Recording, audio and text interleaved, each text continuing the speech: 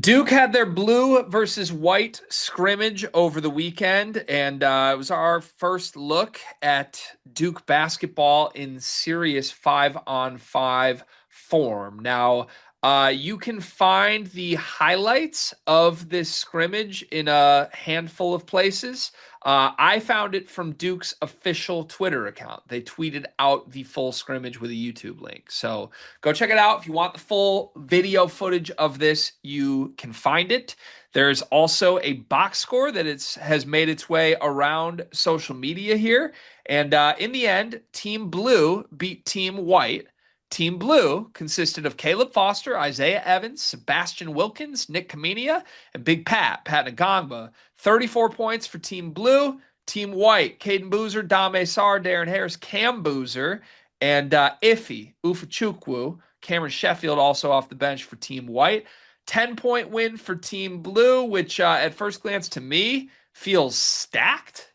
It's one of my biggest questions is were they trying to make even teams here? And if so, how good is Cameron Boozer? Because outside of Cameron Boozer being Cameron Boozer, I think Team Blue had the next five best players on the team. So I would expect Team Blue to win. I'm not surprised they did, but there's a lot of things to take away from this. I'll throw it to you. What is your biggest takeaway from Duke's scrimmage footage? Uh, there's a couple. I also want to point out that Darren Harris, I believe, won the three-point contest. I very much believe in that guy playing a major role in this year's team. I had the same feeling you did as far as the stacking of the teams. I'd also, are we allowed to ask for more from social media teams if stuff is made available? If you want, yeah. I didn't get nearly enough Cam Boozer. It was a quiet Cam Boozer day in terms of video footage provided. It was. But you know what that is, right? That's trying to keep Superstar under wraps for a little longer. Not even that. Flip side correlation. This doesn't mean anything. This is a scrimmage. Correct. He doesn't care about winning scrimmages. Are you talking just Boozer, or are you talking like this applies to everybody at Duke? Just Cam Boozer. I have Okay, I was words for gonna say. everybody. I have words for everybody else. Well, I was gonna say if you're just taking the this is just a scrimmage, who cares route, that would be a great approach if you're Caleb Foster or if you're Dame Sar or if you're one of the I would say handful of other Duke players that underwhelmed from what I saw in this. Now I watched the full footage. There are some positive takeaways. We should probably start with that. Big Pat looks legit. Got a lot of thoughts there. Also some jokes to make about it, but he just looks really good. Like really creatively good. The footwork is advanced. He's going to be a really fun, dynamic offensive hub, big man, that I think any sort of breakout list deserve to have Big Pat on them. I will say again, it might be a sign of respect to have Cam Boozer on the white team here the way he was, because to me, I really do believe the next five best players on Duke were on blue. And I know most people will disagree with me on that and say Dame Sar is better than Sebastian Wilkins. Darren Harris might be somewhere around here. I've been kind of hinting at it all offseason. I don't buy Dame Sar. It's not trending in the right direction. I think Boozer's behind Foster right now, and I think Harris should be behind both Kameni and Wilkins, and certainly Evans. So for me, I look at these teams. I'm like, they put five starter caliber players on Team Blue, and they put Cam Boozer with the bench on the other side. To me, you only do that if you think Cam Boozer's that good. So it didn't ultimately come to fruition, really. Boozer was the best player on that team. 8 points, 2 assists, 2 steals. He's good. Very good. Hit a three as well. He passed the eye test. It just wasn't dominant, I would say, in the way you might hope that it could be. And I don't know if that's a sign of things to come or what. It might be about who he was playing with as well. The blue team should have won by 10, and they did win by 10. So credit to them for that. They shot the lights out from three, 9 for 16 from three. A lot of different guys' jumpers looked really good. Isaiah Evans hit three of them. Wilkins and Kamenia, man, 4 for 5 from three. And I'm not saying they look like finished products, but if they can do that, Dame Sar better bring it defensively. Otherwise, he's going to lose his spot to these two. And I think that's kind of the direction we're trending in. Dame does not look the part to me. He was 1 for 5 in this game. Had a couple fouls, a turnover that wasn't great. I'm not into the Dame Sar experience right now at all. And I think this is a kid that every step of the way has sort of carried himself like he's a lottery pick. you're surrounded by other lottery picks right now, and you're not looking like a lottery pick.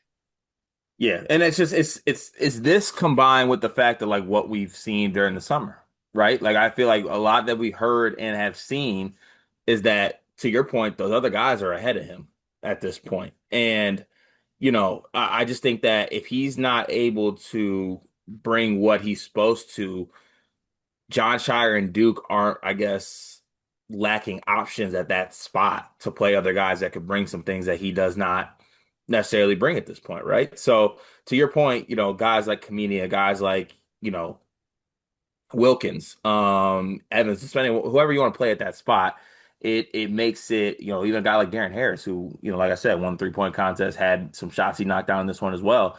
It's just other guys that are bringing some things that John Shire can pivot away from a Dame Sar if he needs to. Like it's a luxury that he would love to have, and for Dame Sar to be a part of this. But if he's not going to be able to do some things, then Shire's going to have to pivot. Yeah. Point guard spot. Foster outplayed Boozer from what I saw, but it still was not great. It's. I think it was a great chance for. You said Foster outplayed Boozer in this one. I thought so. And again, I I thought so didn't love too. Foster, I but thought so too, but I also was yearning for like, okay, Foster's also not playing that great. Like I thought Caden could have showed a lot to like, maybe move some things in a certain direction in this one. and I'm not sure he can, and that's what scares me. The Because point guard spot scares you. to me, Foster looked like what I expected Foster to look like. Maybe better, more willing to like kind of take a step forward and lead this team, but not very good. Like he's not a point guard. Caleb Hmm. Foster's not a point guard. I'm comfortable saying that at this point. Caleb Foster's not a point guard. They're gonna try and play him at point guard, not a point guard. So I don't know how good that's gonna go. He had 4 assists in this scrimmage, which objectively is good. Big Pat had 3. Hmm. Like, I think you're going to have to lean into the front court guys, whether it is Big Pat or Boozer, and that can work. But it just, like, eye test wise, Foster did not look the part of Duke starting point guard to me in this game. And it's iffy, it's scary because he looked that way and still looked way ahead of Caden Boozer. Like, if you would have just shown me the isolated Caleb Foster footage of this, I would have been like, wow, opportunity is wide open for Caden. And Caden didn't look ready at all to me in this. So I think I need to dial back my Caden Boozer optimism a good amount. But if he's not going to have a chance to be better than Caleb Foster this year, I still don't feel like we saw national title worthy point guard play from Caleb in this, no matter how good the front court is. Dion, how's your job going? Beginning of the school year, everything's like a little up and down. One of the biggest issues we've had is we can't find any uniforms for our girls' sports teams. Mm, That's a difficult thing to find a solution for. I know damn well all about that because I got a daughter that just turned 2. She's into sports and she's already outgrowing every little piece of sports apparel she had. Thankfully, I know Clara Kate Creations. Clara Kate Creations was started by a former high school teacher who quit because it wasn't cost effective to send new twins and a 2-year-old to daycare. She found it easier to make girl sports apparel than finding it to buy.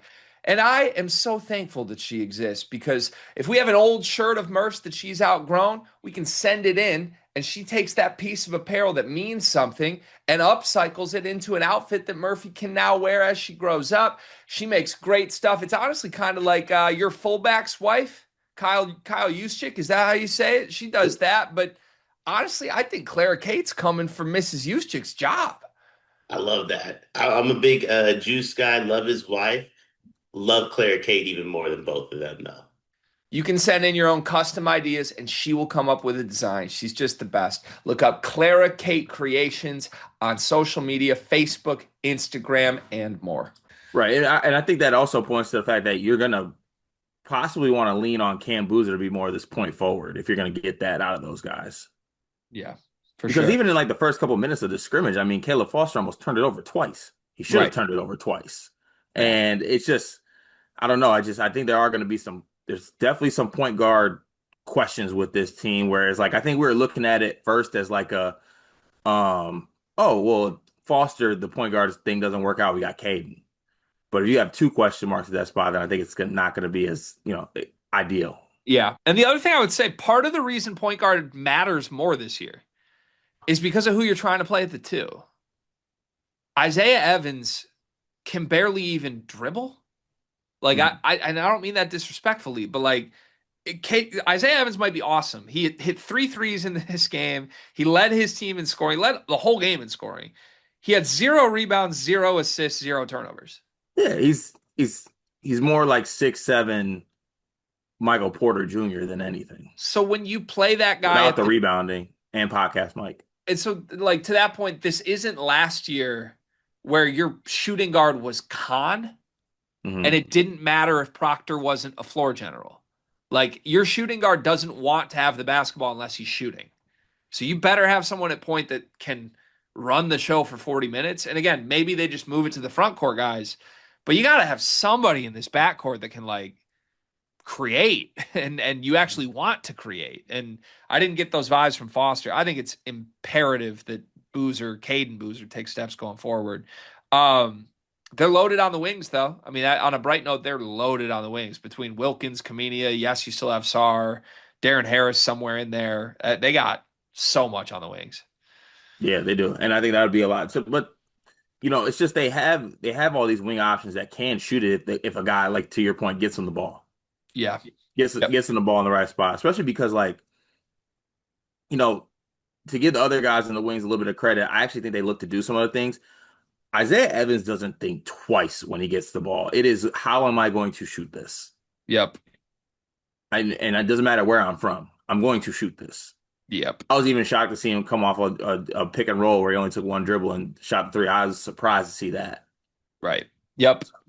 Can we talk about the one clip of Big Pat? Because again, I thought if you were looking for the loudest positive story from this, I think to the average college basketball fan that watched this footage, the takeaway would be, wow, Pat Ngongba is special.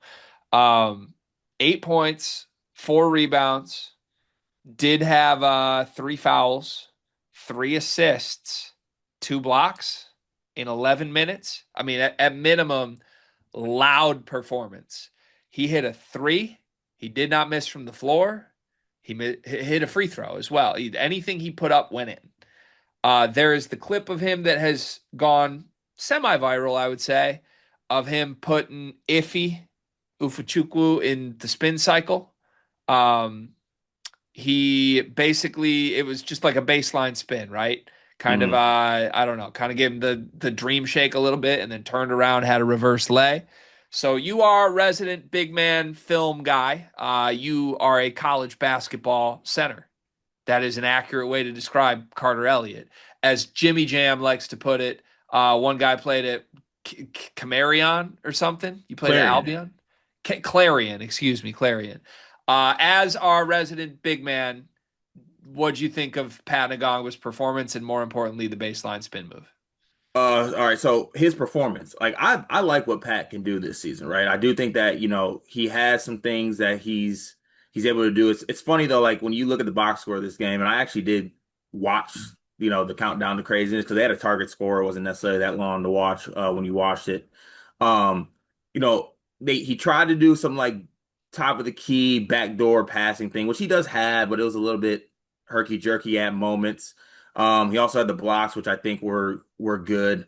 Um, but his assists were like dribble handoff things, like Isaiah Evans, who just like shot it, and that's an assist. And then in some of these spots, and I don't know, I'm a big believer in Big Pat. I will say this though, uh, Big Pat's got to be having himself the best time in practice whatsoever. Because last year he was forced to go up against man every single day, and that was probably hell on earth. I can't believe that if he plays for Duke. I am worried about the depth. Although it probably doesn't matter because you just play Boozer at the five, which, by the way, the white team did. They put Cam Sheffield in, took Iffy out, and played Cam Boozer at the five with, I guess, Sar at the four. Didn't work. I mean, they lost, but I think that's what you got to do because Ufechukwu can't play serious minutes on this team. No, he cannot. And to the point of that baseline spin, good move.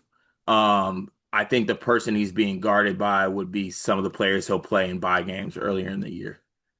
Yeah. Also, he lost the ball and finished. That move's getting a lot of oh my god wow love, and I saw an oh my God Jaleel Okafor like, and I'm not gonna let that. As long as I have this platform, I'm not gonna let the good name of Jaleel Okafor get disrespected like that. Yeah, it made its way through our group chat, which a new fun sleepers dynamic this year. J-Man's in the group chat with Riley, so we have like Duke, North Carolina petty shots, and it's almost like they're both playing for the crowd because we got like Hammer, you, me, Tanner, Dion, everybody in there, and we're all ready to react and laugh to stuff. So they get to throw each other under the bus, and it's kind of fun. Anyways, the big Pat spin move made its way through, and all I said was, man. Merez would put him in the stanchion and Morrow sending that shit to Pluto. And then Riley, I truly believe that, by the way. Like a serious front court would just not have let that move fly.